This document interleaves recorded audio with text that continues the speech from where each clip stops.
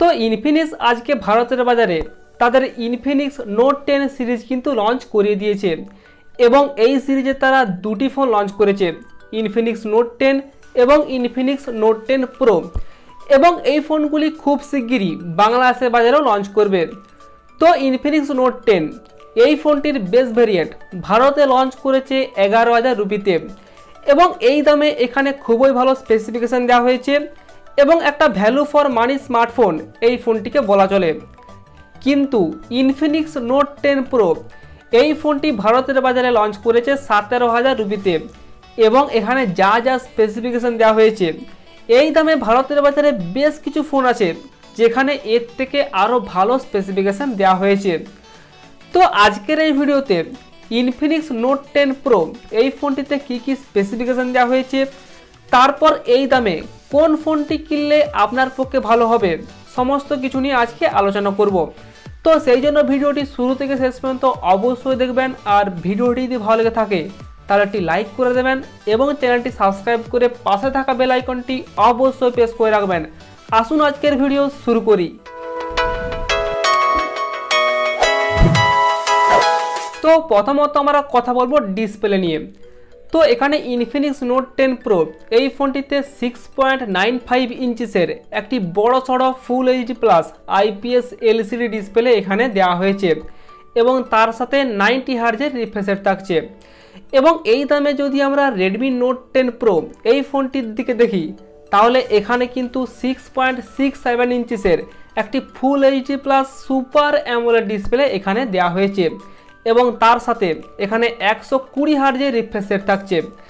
এছাড়াও ডিসপ্লের প্রোটেকশনের দিক থেকে এখানে ইনফিনিক্স নোট 10 প্রো এই ফোনটিতে এনইজি ডিসপ্লে প্রোটেকশন দেওয়া হয়েছে এবং অন্যদিকে রেডমি নোট 10 প্রো এই ফোনটিতে কর্নিং গরিলা গ্লাস 5-এর প্রোটেকশন দেওয়া হয়েছে এবং এই এনইজি গ্লাস প্রোটেকশনটা কিন্তু কর্নিং গরিলা গ্লাস থেকে অনেকটাই পিছিয়ে। তো ওভারঅল ডিসপ্লের দিক থেকে এখানে রেডমি নোট 10 প্রো এই দামে নিঃসন্দেহে এগিয়ে থাকবে।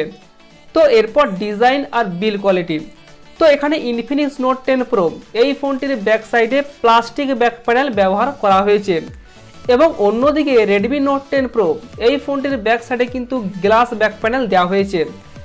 এছাড়াও এখানে ব্যাক সাইডে যে ডিজাইন সেখানে রেডমি নোট 10 প্রো এই ফোনটির ডিজাইনটা কিন্তু আমার কাছে সবথেকে বেশি ভালো লেগেছে এবং ইনফিনিক্স নোট 10 প্রো এই ফোনটির ডিজাইনটা কিন্তু খুবই ভালো করা হয়েছে। তো ওভারঅল বিল্ড কোয়ালিটির দিক থেকে এখানে কিন্তু রেডমি নোট 10 প্রো আবার এগিয়ে থাকবে কারণ এখানে গ্লাস ব্যাক প্যানেল ব্যবহার করা হয়েছে।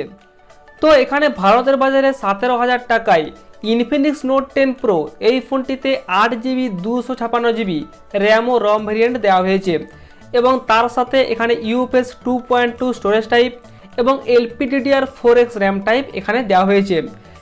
এবং অন্যদিকে রেডমি নোট 10 প্রো এই ফোনটি 17,500 টাকায় 6GB এবং 128GB র্যাম ও রম ভেরিয়েন্ট দেওয়া হয়েছে এবং এখানেও কিন্তু ইউএফএস 2.2 স্টোরেজ টাইপ এবং LPDDR4X র্যাম টাইপ দেওয়া হয়েছে। তো শুধুমাত্র র্যাম ও রম ভেরিয়েন্টের ক্ষেত্রে এখানে এই দামে ইনফিনিক্স নোট 10 প্রো এই ফোনটি এগিয়ে থাকবে এবং এই 6GB 8GB এই র্যাম ভেরিয়েন্টের মধ্যে আপনারা কিন্তু খুব একটা বড় পার্থক্য খুঁজে পাবেন না এবং এখানে কার র্যাম ম্যানেজমেন্ট কতটা ভালো সেটাই কিন্তু আমাদের দেখতে হবে। তো এরপর আমরা কথা বলবো পারফরম্যান্সকে নিয়ে। তো এখানে এই ফোনটিতে মিডিয়াটেকের হিলিও G95 এই প্রসেসরটি ব্যবহার করা হয়েছে এবং এই প্রসেসরটি 12 ন্যানোমিটারের তৈরি এবং অন্যদিকে রেডমি নোট 10 প্রো এই ফোনটিতে স্ন্যাপড্রাগনের 732G এই প্রসেসরটি ব্যবহার করা হয়েছে এবং এই প্রসেসরটি কিন্তু 8 ন্যানোমিটারের তৈরি। তো সেক্ষেত্রে এখানে G95 থেকে অবশ্যই স্ন্যাপড্রাগনের 732G এই প্রসেসরটি কিন্তু এগিয়ে থাকবে এবং ওভারঅল পারফরম্যান্সের দিক থেকে সেটা গেমিংয়েই হোক বা মাল্টিটাস্কিং বা ডে টু ডে লাইফের নর্মাল ইউজের ক্ষেত্রে এখানে অবশ্যই রেডমি নোট 10 প্রো এই ফোনটি কিন্তু এগিয়ে থাকবে। তো এরপর এই ফোনটির ক্যামেরা। তো এখানে ইনফিনিক্স নোট 10 প্রো এই ফোনটির ব্যাক সাইডে থাকছে 64 মেগাপিক্সেলের একটি প্রাইমারি ক্যামেরা এবং এই প্রাইমারি ক্যামেরায় কি সেন্সর ব্যবহার করা হয়েছে সেটা কিন্তু ইনফিনিক্স উল্লেখ করেনি এবং এর সাথে সাথে এখানে 8 মেগাপিক্সেলের একটি আলট্রা ওয়াইড অ্যাঙ্গেল লেন্স তারপর 2 মেগাপিক্সেল করে একটি ম্যাক্রো এবং একটি ডেপথ সেন্সার এখানে ব্যবহার করা হয়েছে। এবং ঠিক একই রকম একটি ক্যামেরা সেটআপ অন্যদিকে Redmi Note 10 Pro এই ফোনটিতেও ব্যবহার করা হয়েছে। তবে এই প্রাইমারি ক্যামেরায় স্যামসাংয়ের GW3 এই সেন্সরটি ব্যবহার করা হয়েছে। এছাড়াও এখানে 2 মেগাপিক্সেলের কোনো রকম ম্যাক্রো লেন্স দেওয়া হয়নি, এখানে দেওয়া হয়েছে 5 মেগাপিক্সেলের একটি ম্যাক্রো লেন্স। তো সেক্ষেত্রে এখানে ম্যাক্রো ফটোগ্রাফির দিক থেকে এখানে কিন্তু Redmi Note 10 Pro এই ফোনটি এগিয়ে থাকবে, কারণ এখানে এই ফোনটির ম্যাক্রো লেন্স খুবই ভালোভাবে কাজ করে এবং এই দুটি ফোনের এই ব্যাক সাইডের ক্যামেরা দিয়ে আপ টু 4K 30 fps পর্যন্ত ভিডিও রেকর্ডিং করা যাবে। তো এরপর যদি আমরা এই ফোনগুলির ব্যাটারি সেগমেন্ট দেখি, তাহলে এখানে এই দুটি ফোনেই 5000 mAh একটি ব্যাটারি এবং 33 ওয়াটের ফাস্ট চার্জার দেওয়া হয়েছে। এবং এই ফোনগুলিতে সফটওয়্যার হিসেবে এখানে Redmi Note 10 Pro এই ফোনটিতে MIUI 12 এবং অন্যদিকে ইনফিনিক্সের ফোনটিতে XOS 7.6 এর অপটিমাইজেশন দেওয়া হয়েছে। এবং এখানে MIUI 12 বেশ অনেক রকম বাগ থাকে এবং ইনফিনিক্সের XOS এর ক্ষেত্রে আমরা দেখেছি এটা কিন্তু এতটাও ভালোভাবে অপটিমাইজ নয়। তো সেক্ষেত্রে এখানে আমার মনে হয় এখানে ইনফিনিক্সের XOS এর থেকে MIUI কিন্তু বেশ অনেকটা স্টেবল এবং এই দুটি ফোনেই কিন্তু রান করছে Android 11 এর উপর। এছাড়াও এই দুটি ফোনেই সাইড মাউন্টেড ফিঙ্গারপ্রিন্ট সেন্সর এখানে ব্যবহার করা হয়েছে এবং তার সাথে ফেস আনলকের সুবিধা তো অবশ্যই থাকছে। এবং এর সাথে সাথে এখানে দুটি ফোনেই dedicated microSD card slot, 3.5mm headphone jack, type C port এবং ডুয়াল স্টিরিও স্পিকারের সাপোর্ট এখানে দুটি ফোনেই দেওয়া হয়েছে। এছাড়াও এখানে Redmi Note 10 Pro এই ফোনটিতে বেশ কিছু এক্সট্রা ফিচার্স দেওয়া হয়েছে, যেমন এখানে Xiaomiর আয়ার ব্লাস্টার থাকছে, তারপর এখানে Z অ্যাক্সিস ভাইব্রেশন মোটর এখানে কিন্তু দেওয়া হয়েছে। তো এই ছিল Infinix Note 10 Pro এই ফোনটির সমস্ত স্পেসিফিকেশান এবং এর সাথে Redmi Note 10 Proর ফুল কম্পারিজন।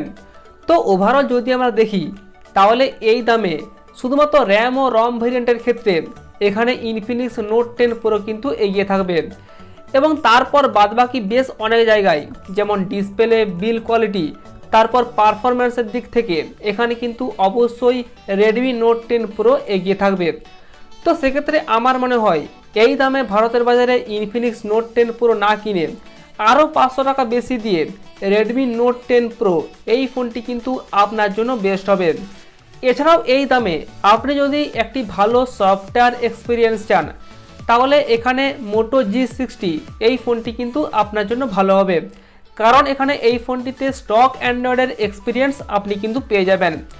তো এরপর আপনি আপনার চাহিদা অনুযায়ী এই তিনটি ফোনের মধ্যে যে কোনো একটি ফোন বেছে নেবেন। তো এই ছিল আজকের ভিডিও, আর ভিডিওটি যদি ভালো লেগে থাকে তাহলে একটি লাইক করে দেবেন এবং চ্যানেলটি সাবস্ক্রাইব করে পাশে থাকা বেল আইকনটি অবশ্যই প্রেস করে রাখবেন। আসুন আজকের মতো এই পর্যন্তই, দেখা হচ্ছে পরের ভিডিওতে।